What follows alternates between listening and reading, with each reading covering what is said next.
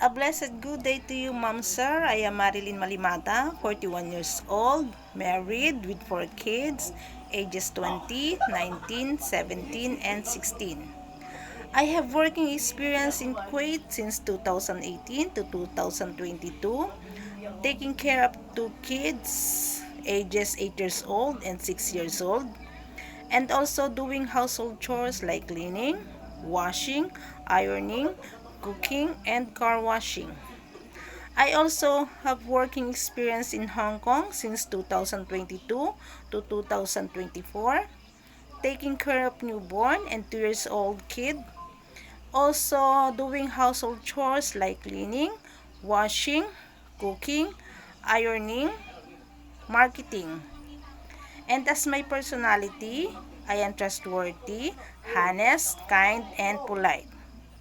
And to my future employer, I hope you give me a chance to work in your family as your helper. And I promise to finish my contract with you and as long as you need me. Thank you and God bless.